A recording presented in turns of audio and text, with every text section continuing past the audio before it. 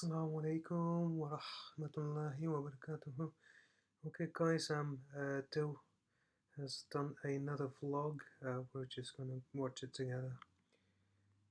Okay, you'll have to excuse me. I'm just having my coffee. I've only just been able to put my feet up, but like always, oh, interesting. Subhanallah. Okay, those must be the comets and asteroids. Wow.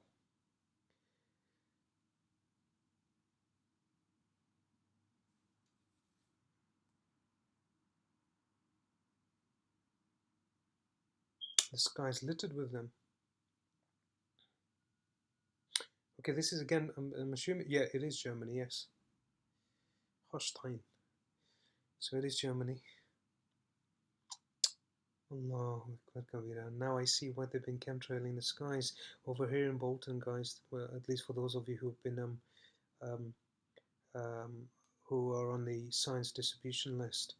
I shared the short clip on the skies in Bolton, and they were spraying black chemtrails, right? And the usual white ones. But when they're struggling to obscure something, just like I mentioned on the WhatsApp group, they tend to use these black chemtrails, and that's a phenomenon that's just recently started because I've been studying atmospheric geoengineering for quite a while. In fact, recently the head of CIA had to admit that they actually do use it. But when they do admit to something, they won't tell you the real. Oh my goodness me! Look at the sun. Okay, if I've ever seen the Star of David, then you're looking at one there. Now, certainly, it's got that hexagon shape, hasn't it? And that would allude towards the solar sun simulating technology that they're using. That's not our sun. Our sun's obscured.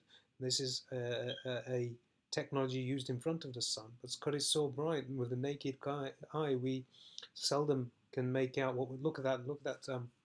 Oh goodness! Wow. You see that? That's probably got to be it has to be the best example I've seen yet of the panels and the refractions off the panel. That's coming straight off our sun. Look at it. So you can see the trajectory of it. It's a refraction of what's over here, and we're seeing it in our atmosphere. And it's the panel. That's the focal point of the panel. The panel itself is made of several hexagons, and I've shown you that technology from NASA, the solar sun simulator. We've in fact described it in detail in the Solar Sun Simulator Part 1, 2, 3, 4, 5, I think, and that's on the channel.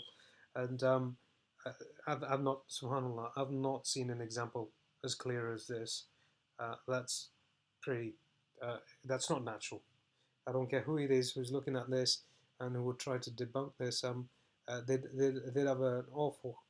Actually, I believe a friend of mine. Again, it's mashallah, my accountant friend. He's very pessimistic and very critical.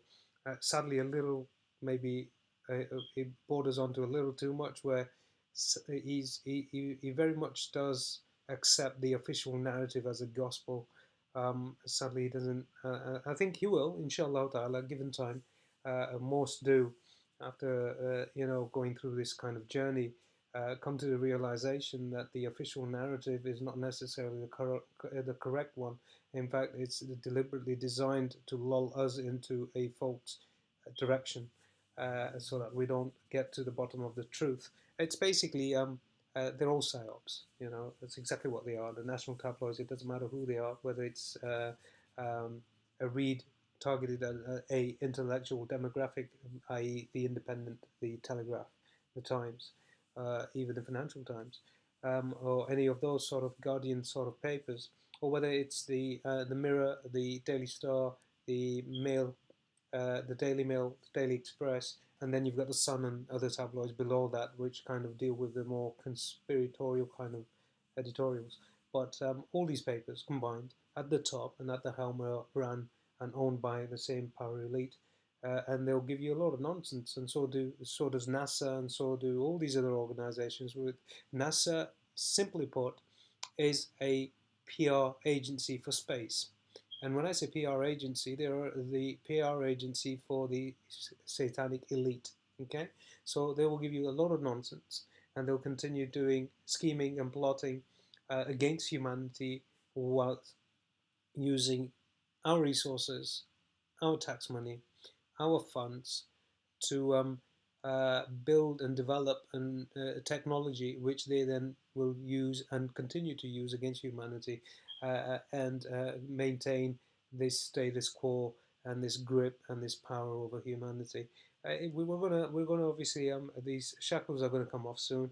People are certainly waking up. There's a huge awakening. They're trying to stem it as much as possible, but I think a lot of the damage has been done, but that doesn't mean that the future is bleak. I mean, certainly with what's been discussed in the science PDF and what's been laid out, it doesn't make um, a riveting read, at least not a reassuring one. But to be honest with you, through that kind of process, there's going to be it's almost like we're going to go through a cleansing process. And when I say cleansing, I don't necessarily mean the type that we talk about when terms like ethnic cleansing is thrown about. I don't mean that sort of a cleansing. I'm talking about the purifying of oneself, one's soul, once, and then establishing and realigning that connection again with your fitra, your natural disposition, with with everything, with creation, with everything around you, right? And more so for Muslims in Islam, Allah subhanahu wa ta'ala has given us a delegated responsibility. That delegated responsibility towards humanity and creation is called the Khilafah. Sadly, again, with the mainstream media and this huge drive to um, um, demonize and vilify that term, the Khilafah, what they've done is by virtue of anchoring and using neuro-linguistic psychology, they've basically given that term a new meaning in the dictionary, which is associated with terrorism, demonism, and it has almost a dark connotation to it, when in fact, subhanallah, in Islam, if anything, it means justice, it means peace, it means tolerance, it means love. I mean, all these things need to are embodied in that particular title, as it were. Well, basically, a shepherd. In simple terms, a shepherd, and a shepherd guides the flock. He feeds the flock. He takes care of the flock. He protects them from harm, and that's all sorts of harm, right? Whether that's spiritual or physical or mental. And we have that responsibility given to us, to all of creation, not just humanity, by the way. So, and humanity are at the top of the pecking order. So sadly, many non-Muslims certainly they've fallen for this narrative, and it's the onus is on the Muslims, I guess, and it gives us a reason and a purpose to really step up and take the pedestal, carry the baton for Islam, and really reveal Islam for what it really is. Because I mean, Islam did not. It's certainly again contrary to popular belief. Islam did not spread by the sword. In fact, Islam spread through akhlaq. Akhlaq means manners and character. And the companions of the Prophet Muhammad, Mustafa sallallahu alaihi wasallam, the peace be upon him, were affected to such an extent by the Prophet Muhammad sallallahu alaihi wasallam, to such a wonderful extent, that they basically became an embodiment of his teachings. And his teachings were nothing but love, nothing but tolerance, nothing but peace, nothing but guidance, nothing but protecting the ummah, nothing but goodness, self-sacrifice, right? Annihilating the self rather than basically um, um, um, egoism, right? Egoism has absolutely no place in Islam, none whatsoever. It's an attribute that a believer just cannot have, right? He's not allowed to have. In fact, he can't enter, as far as Allah subhanahu wa ta'ala, God has said, right? Man will not enter into paradise with an iota of pride in him. Okay, so that's something, that's a reality, and that's a trait of our character that we have to basically deal with in this tenure of our reality, alame wujud, which is the world, the life of this world. Okay, before we move on to the next transition, the next dimension, which is of the grave, and in there it's the soul that's going to experience that reality, and then we're going to be raised again, and then our soul again will be merged with the physical body. The physical body will be raised exactly the way it was, right? Again, despite it becoming deteriorating and becoming part of the earth, it will be again. And God is absolute and capable. And this is certainly very easy for Allah subhanahu wa ta'ala, for God to do, who created all of this and much more that we're unaware of. So Allah subhanahu wa ta'ala, God will recreate mankind and then will be judged, right? And this is basically the simple narrative. Now, these forces, these dark forces, certainly want to divorce us from that reality, divorce us from contemplating on our purpose, right? Why we've been sent here. And again, we've mentioned it in previous vlogs, and many of our pious scholars and predecessors have reiterated the same message. Now, the Prophet ﷺ taught the Sahaba, his companions, and his companions then taught to their companions, and so forth, until this message reached us, which is kuntum khayra ummatin ukhrijat linnas, right? That you've been sent for the betterment of mankind, for the best of mankind. Anyway, so again, sorry, I went off on a tangent there. I have a bad habit of doing that, and please forgive me for that. But this is probably one of the most clearest examples I've had so far of the sun being fake. And when I say the sun being fake, our real sun is still there, but it's been obscured. It's like holding a penny towards your eye. If you do hold a penny, and let's say your eyeball is the earth, right? You hold a penny in front of it, and then stare at anything in front of you. It doesn't matter how big it is or how large it is, you won't be able to see it, simply because this penny is obscuring your whole uh, vision, right? Your uh, peripheral vision has been totally obscured by that coin, by that penny. So I mean, that's the proximity this solar sun simulator has got to the Earth. If the Earth is the eye socket, right, and then if the solar sun simulator is that penny, then that's the proximity it's got. And despite how large the sun might be, it's been obscured. Okay, but what this solar sun simulator is then doing is ref, uh, refocusing the sun's light and reflecting it back onto our surface. It's not complicated technology, even though it sounds like, wow, subhanallah, it's our sun.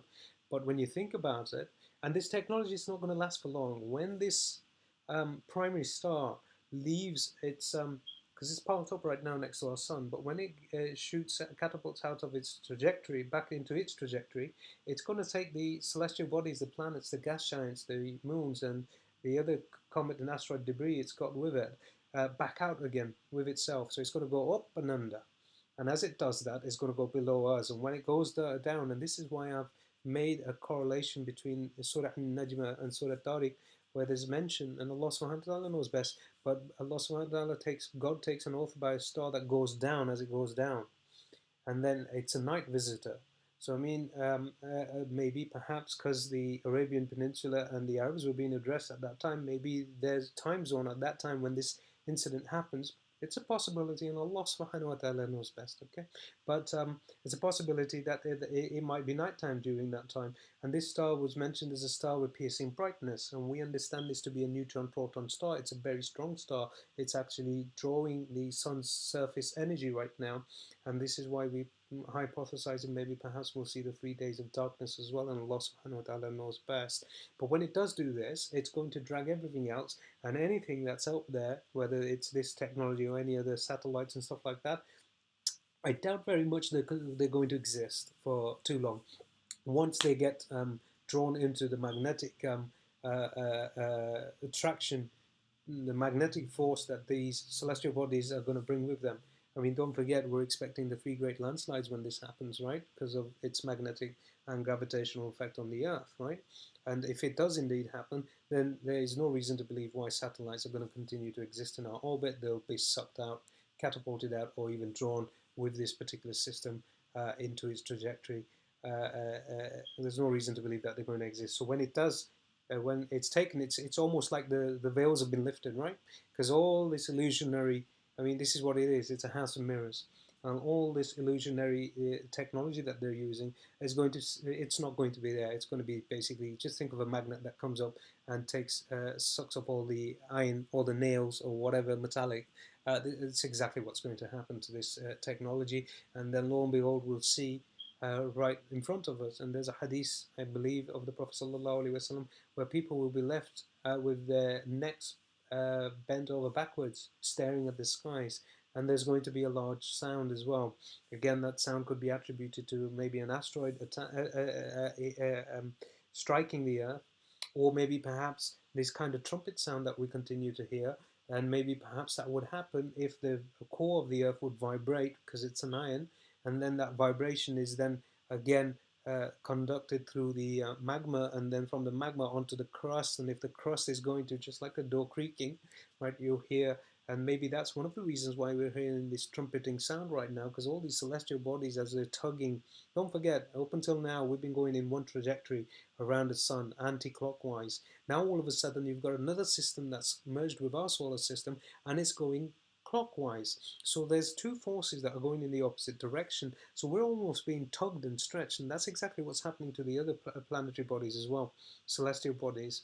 Okay, they're being tugged and stretched as well. So once that's happening, you're going to have these landslides, you're going to have these sinkholes, you're going to have these earthquakes, right? And then you're going to have the core that's going to shake. And once it shakes, it's certainly going to vibrate, and any sort of a vibration then basically converts into a sound, right? So there's no reason why that would then not basically enter into the atmosphere from the crust, because the crust would basically work as the skin of a speaker, right? And as it's vibrating, right, those vibrations would then basically move the air above it like shock waves, and then they'd be converted into sound.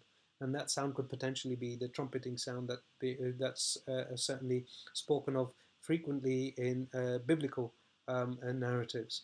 So Allah subhanahu wa ta'ala knows best, okay? So I mean, these are all possibilities, and all of them fit quite comfortably like a glove to this hypothesis of this binary system, sorry, because there's two stars, as I understand it from the research we've been doing, associated with the system, as it leaves in its trajectory. Now look at this. I mean, look, if you look at debris, it's absolutely phenomenal. Okay, maybe perhaps this is also a planet with its atmosphere being revealed. You can see this purple halo and then this orangey reddish halo around it as well. Okay, and it's pretty remarkable, this particular capture.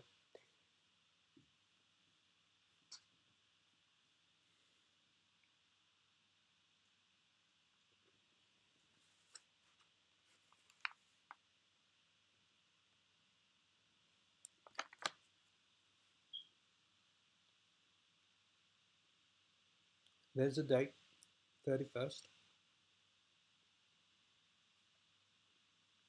of October.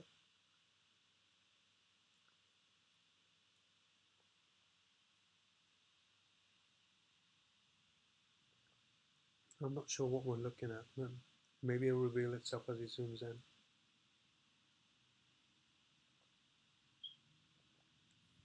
Let me see. I mean, usually he's playing a bit of music, so I keep it muted.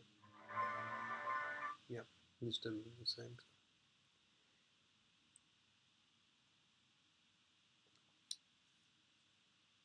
Ah, I do see something. I saw kind of a shadow and then it disappearing. I don't know whether you guys captured it as well. Yeah, I see. Although nowhere near as remarkable as what he just showed us earlier on. Right? That was pretty interesting. I mean, it's getting like this system's getting clearer and clearer. And again, we've hypothesized that as it does, their intentions are to start World War III again. That's scripted, by the way. The the victims of this is humanity as a whole. Whether you're Russian, whether you're American, whether you're from the UK, whether you're Arabian, whether you're from Pakistan, in whichever country or region you're from, you're, as far as I understand it, right? The leaders are all part of this, right? They're basically working in tandem. The thesis and the antithesis is a false reality. Do you see how these three are in the same trajectory, but this particular, there you go, and it's disappearing. There you go. That was on a different trajectory to the trajectory of the other planets. And well, we've got something here as well. This was something I showed yesterday from the footage from Italy, and someone did make a crude remark, to be honest with you, but you get that sort of thing. I think there's a lot of trolls who are basically trying their level best to detract from this, and they're paid to do this, and they have to, simply because they want to keep as many people unaware as possible to the very last minute. Um, Simply because the less prepared we are, the more the better the chances of what they intend to cause on humanity, the better the chances of them trying to pull off what they've been scheming and planning all along, um, during the passage of this system, part of which is an extraterrestrial contact along with World War III and the economic collapse.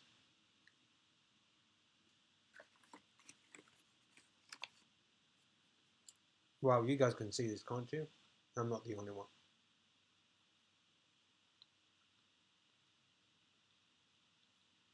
And you got something here, and then you've got something that purportedly is our sun, but you can just see a Star of David. And the reason why it's a Star of David is because it's a hexagon, right? It's the hexagon palms. There you go, the hexagons. And if it was our sun, these would be circular. The refractions would be circular.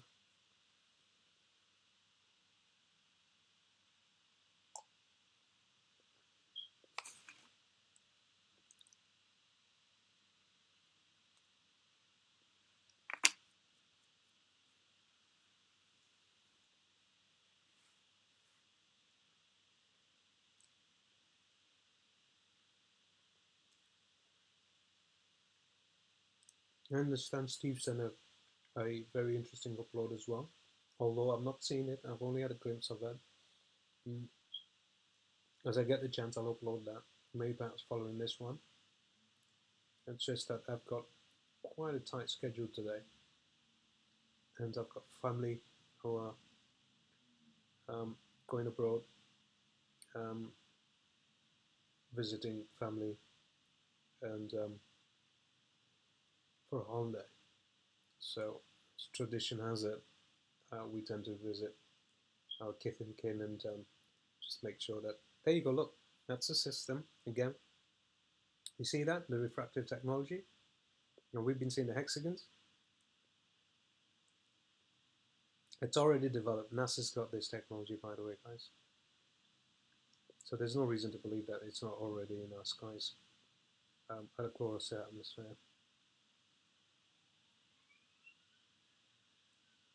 I'm not quite sure what we're seeing here. Oh yes, oh okay, look, it's a reflection of that technology, and you can see it spinning, the disk. So that apparently on the pool is meant to be the reflection of the sun. But what's that thing in the center that's black? It's basically the technology that we're referring to, the solar sun simulator, which is basically simulating our sun, and it's being caught spinning, right? Now think of this as having a circular circumference and made of hexagons, and it spins. Okay, so that if we're still, we'd be able to make out um, uh, uh, uh, the shape of that particular technology. So what they had to do is make it spin, so it makes the light look a lot more natural. Right? Although it still doesn't, for anyone who has, is competent enough. If they one look at the sun, and you'll know that there's something not quite right about it. It just doesn't feel like our sun. It doesn't feel natural at all, and that's been going on for quite a while now, to be honest. And certainly, I've always been very suspicious since I understand they've been using this technology. I just didn't understand what sort of technology they were using to do this. But as time has basically unraveled the competency, and I guess more information has come in as well from the researchers. So I mean, as we've had more time to explore this, all these possibilities have then finally been refined, and now we're pretty certain of the sort of technology, not that they're just using this technology, but the sort of technology that they are using out there. I've also uploaded an example of Boeing. In fact, we're going to do that right now so that you guys can see it for yourself. Now, he showed you the solar panel technology, right? Now, let's get out of here for a second, and let me show you Boeing. Right, let's go to Boeing. Is it? Oh, goodness.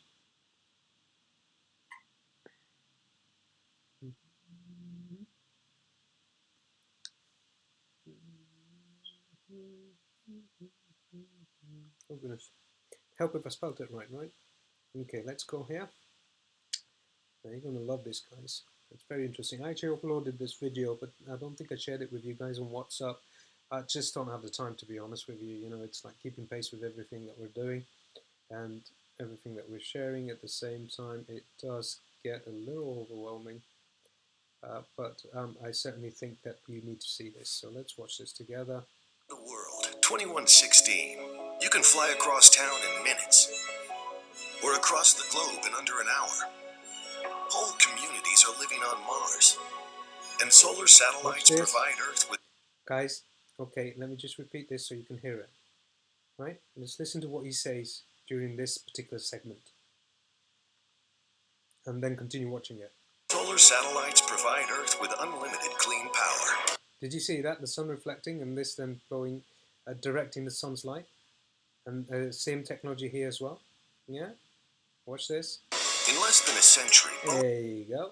Oh, fake sun. So, I mean, they gave it away like this. Now, this is a patent. The patent already exists. Otherwise, they wouldn't be showing this 3D rendition of this technology.